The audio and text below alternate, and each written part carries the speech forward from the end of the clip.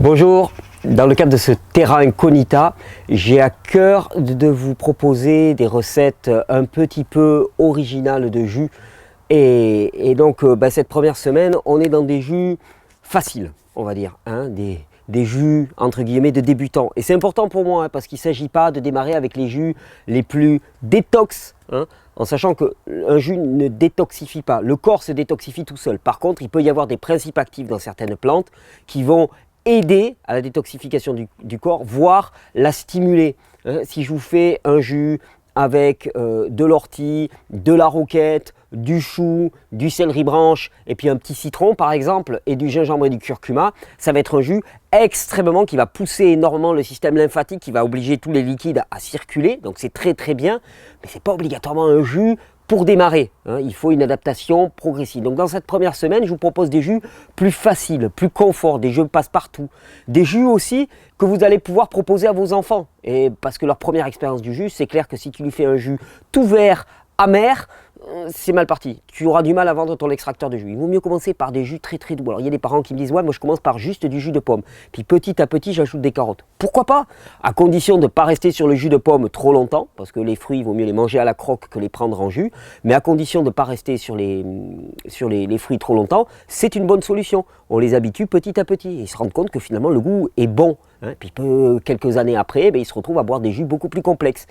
Là j'avais envie de vous proposer un jus là aussi extrêmement doux, satisfaisant, avec un légume qu'on utilise peu alors qu'il est extraordinaire à manger en cru et en jus, c'est la courge, la citrouille. Hein, la citrouille, dans ce jus il y aura aussi de la carotte, mais la citrouille, vous regardez cette couleur, là par exemple c'est de la butternut, hein, donc de la noix de butternut, donc une noix de beurre en tant que telle. Vous voyez la couleur, ça indique la richesse en carotène, en vitamine A, en antioxydants. C'est une bombe nutritionnelle aussi qu'on a là, on ne dirait pas, on se dit ah c'est qu'une courge, c'est qu'une courge. Ça se mange cru, ça se prend en jus, mais cru c'est absolument succulent. Je ne sais pas si vous avez déjà essayé. Je pensais vous faire une recette avec de la patate douce aussi par exemple. Hein. Je ne sais pas, dans le nord de la France, on ne connaît peut-être pas trop la patate douce. Mais ici dans le sud, on en consomme pas mal et la plupart des gens la mangent cuite. Alors que la patate douce est absolument délicieuse, crue, râpée, coupée en tranches. On peut même en faire des chips, c'est-à-dire on coupe des tranches fines et on la met au déshydrateur. Là c'est pareil, vous prenez une courge comme ça, avec une mandoline, vous faites des fins rubans que vous mettez au déshydrateur après les avoir trempés dans quelques épices. Absolument succulent. Vous les trempez même dans un peu d'huile d'olive et dans quelques épices et après vous les mettez au déshydrateur, vous allez voir c'est excellent. Eh bien la courge, vous pouvez la consommer râpée, hein, la courge butternut en particulier. Les potimarrons sont un peu plus amidonneux, hein, donc en cru des fois c'est un peu, il y a de quoi mâcher. Par contre la butternut, la courge musquée de Provence par exemple, elles sont très fruitées et à manger telles quelles, elles sont absolument excellentes. Et dans les jus, c'est quelque chose que vous n'avez peut-être pas encore essayé et on va s'amuser un petit peu avec ça. Donc il faut bien sûr enlever la peau. Hop. On va jeter la peau aux poules. Alors pour ce jus, j'ai eu envie de vous proposer un jus très, très orange, hein, quelque part, un jus qui plaît par la couleur, parce que c'est important la couleur des jus, hein, qui va plaire par sa couleur aux enfants, qui va plaire aux personnes qui découvrent les jus. Donc un jus facile d'aspect d'une certaine manière.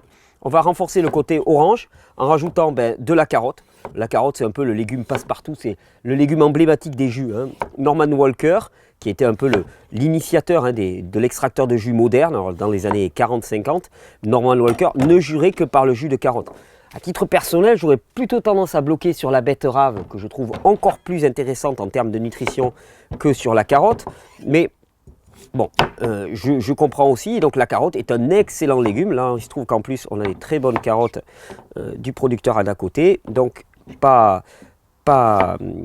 polluées, qui ont poussé sur un terroir riche et sain. Donc là, de ce côté-là, on ne s'en prive pas. Le jus de carotte, pour ceux d'ailleurs qui n'ont que des carottes sous la main, rien qu'avec du jus de carotte, déjà pour votre organisme, c'est absolument excellent. Et d'ailleurs, c'est souvent une bonne façon de démarrer les jus.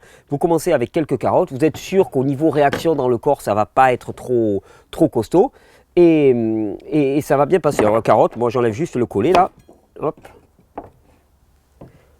Et on pourrait remettre le collet en terre. Si on avait des fans, on pourrait remettre le collet en terre. C'est pas une blague, hein. On remet ça en terre et ça pousse. Il y a une carotte, il y a une nouvelle carotte qui pousse. Hop. Alors on va utiliser, vous avez vu les morceaux de courge que j'ai pris à peu près.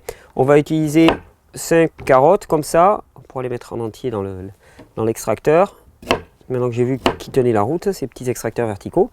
Et ensuite, qu'est-ce qu'on va rajouter? On va rajouter, pour renforcer la couleur orange, un bon morceau de curcuma. Alors si c'était pour des enfants ou des gens qui découvrent les jus, vous y allez tout doux sur le curcuma, vous en mettez la moitié. Hein. Mais le curcuma, vous voyez cette couleur orange, on va vraiment être sur un jus très orange. Là, comme c'est plutôt moi qui vais le déguster, on va rajouter un petit coup de gingembre. Hop là, discretos.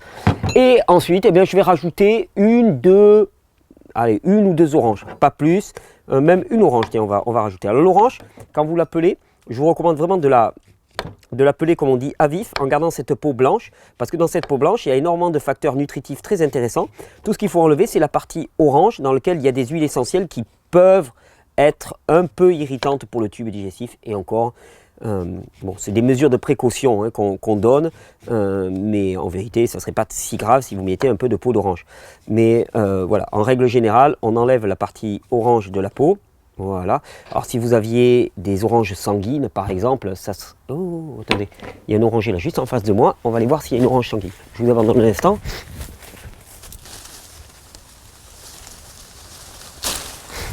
Wow! De l'orange catalane, regardez, ça c'est la joie. Ça c'est la joie. Ça c'est le grand luxe. Le grand luxe, c'est ça. La grande richesse, c'est ça. Ça me fait jubiler. Oh, bon, elle n'est pas si sanguine que ça. On va voir. Mais ça, c'est des oranges locales puisqu'elles ont 3 mètres à peu près. Donc là, c'est vraiment du circuit court si on peut dire. Mais c'est ça la vraie richesse de la vie. Hein. Dans cette série de vidéos, j'ai aussi envie de vous faire réfléchir. Ah si, regardez, elle est quand même un peu sanguine. Là, elle commence à sanguiner. Mais c'est vrai que celles-là, elles sont plus sanguines en fin de saison. Là, on est en tout début de saison. On est en tout début de saison. C'est juste pour frimer hein, que je vous la montre comme ça parce que elles seraient beaucoup plus douces encore. Elles peuvent rester sur les arbres jusqu'à presque mai prochain. Et plus elles vont rester sur les arbres, plus elles vont être sucrées. Mais au travers de ces vidéos, hein, le fait de les filmer dehors aussi. Allez, on lance le... Attendez, il y a quelqu'un qui a fait du jus de betterave avant moi et qui n'a pas rincé son extracteur. Ça va. Ça va, c'est nickel. Au travers de ces vidéos, j'ai aussi envie de vous faire réfléchir sur qu'est-ce qui est essentiel pour chacun de nous. Enfin, c'est quoi qui est important dans la vie hein. Pour moi, par exemple, pouvoir aller cueillir des oranges sur l'arbre, ça fait partie des choses importantes de ma vie. Ça, c'est parmi les valeurs que je mets vraiment en avant. Tiens, je vais rajouter le curcuma et le gingembre.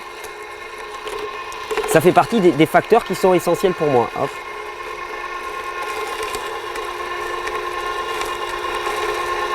Bon, il y aura un petit côté peut-être un peu orange parce que un peu rouge parce qu'on avait laissé de la betterave.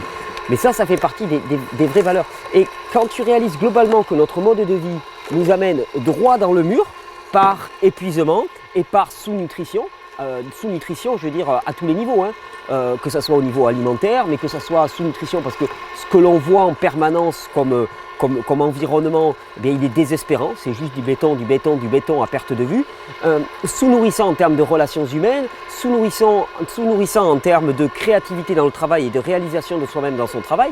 Mais quand tu réalises ça, tu peux être amené à te dire, mais vraiment, quels sont mes vrais besoins et sur quoi je mets le focus? Est-ce que je mets le focus sur avoir les derniers produits à la mode, high-tech et ainsi de suite, ou est-ce que je mets le focus sur aller me cueillir des oranges avec mes gamins, des oranges qui ont poussé juste dans mon jardin, avoir la joie de voir les arbres grandir et ainsi de suite. C'est ça qu'il faut se poser. On se moque toujours de nos grands-parents. Enfin, souvent on me dit « Ah ouais, mais à l'époque, 70 ou 80% du budget était passé dans la nourriture. » Ouais, d'accord, mais ils mangeaient bien. Ils mangeaient bien. Et déjà, ils mangeaient 100% bio. Tout le monde mangeait 100% bio. Il n'y avait pas de pesticides, il n'y avait pas de fongicides. Et les conditions de vie, alors on te décrit l'ancienne vie, la vie dans les campagnes comme quelque chose de désastreux et ainsi de suite. Quand tu vois le niveau de désespérance dans les grandes villes actuellement, la quantité de suicides y compris chez les adolescents, tu te dis qu'il y a quand même peut-être une petite arnaque sur la façon qu'on a de nous présenter l'histoire. Hein. Donc oui, l'histoire est un facteur vraiment de lutte idéologique et un secteur de lutte idéologique. Et moi, en tout cas moi à titre personnel, je ne veux qu'une chose, c'est revenir vraiment à une vie simple et rurale. D'ailleurs, c'est ce que je fais. Hein, c'est ce que je vis et c'est ce que je fais. Parce que j'ai mis mes besoins vitaux et ceux de ma famille en avant. Et non pas des besoins subalternes qui sont certes agréables, mais qui ne sont pas des besoins vitaux. Et comme ce ne sont pas des besoins vitaux, je ne les considère pas en premier. Je mets en premier la qualité de mon alimentation, la qualité de l'habitat dans lequel je vis, la qualité de l'environnement, la qualité des relations humaines que j'ai, la qualité du travail que j'effectue qui doit être épanouissant pour moi, pour ma famille, pour mes proches. C'est une priorité et c'est ça que je brandis en avant. Et c'est à partir... Non, je vais arrêter ça, m'exciter là. Et c'est à partir de cet ordre de priorité que je construis ma vie. Et dans ce terra incognita, j'ai aussi envie de vous induire à réfléchir sur votre ordre de priorité. Je ne dis pas que le mien est le bon, bien que je le croie profondément, mais je dis simplement de réfléchir à l'ordre de priorité que vous mettez dans votre vie. Est-ce que vous avez envie de finir à 60 ans ou à 70 ans complètement rincé sans avoir vu grandir vos enfants, en étant complètement dépendant d'un système de retraite qui vous coupe votre retraite de plus en plus pour vous permettre d'acheter simplement des pauvres fruits dans des supermarchés, des fruits et des légumes qui n'ont aucune vitalité, qui sont sous blister. Est-ce que c'est vraiment ça que vous voulez pour votre vie? Ou est-ce que vous voulez peut-être vivre plus chichement, de façon plus austère, mais avec la richesse d'aller cueillir vos oranges, d'avoir vu grandir vos enfants, d'être responsable des valeurs qui leur auront été transmises? Enfin, pour moi, il y a un vrai enjeu de société et un enjeu individuel, des questions individuelles à se poser. Allez hop, on nettoie ça. Ah, regardez-moi cette couleur. Et là, un superbe jus. Comme ça, celui qui me suivra, il aura une couleur curcuma. Regardez. Quand on parle de priorité, moi, ma priorité, c'est ça. C'est d'avoir le temps, le loisir, de m'arrêter à n'importe quel moment dans la journée pour passer du temps avec les petits ou pour me faire un jus de légumes et accueillir les copains. Oh, en plus, ça, c'est bon. Bon, pas la peine de s'énerver comme moi sur le gingembre, mais alors sinon...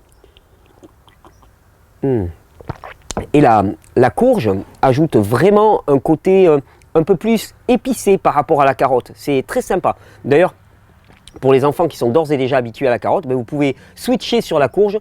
Ils y verront pas trop de différence. Et puis, vous élargissez la palette alimentaire. Petit à petit, vous grignotez, vous grignotez. Puis, un jour, il faut faire le saut dans le grand bain. Il faut mettre la première feuille d'épinard ou le premier bout de céleri branche. Là, d'un seul coup, il y a du vert. Bon, au début... S'il y a juste un peu de céleri branche, ça ne se voit pas. Et puis là, petit à petit, vous faites rentrer de la nutrition, de la vraie nutrition, de la vraie alimentation. En sachant que la vraie alimentation, elle ne se borne pas en ce que nous mettons dans notre gosier. Il y a ce que nous voyons, il y a ce que nous sentons, il y a la façon dont nous interrelationnons. Et Terra Incognita, c'est tout ça. Nous permettre de réfléchir à qu'est-ce qui est prioritaire, qu'est-ce que je mets devant dans ma vie. Et je tiens à vous signaler, encore et toujours, qu'il y a sur le site Régénère un calendrier pour vous inviter et vous rencontrer les uns les autres. Cette année, il y a un peu moins d'initiatives que l'année dernière. Vous n'allez pas me laisser dire que les gens de 2015 étaient plus au top que les gens de 2016. Donc, maintenant, on va rentrer en deuxième semaine. C'est le moment de rivaliser.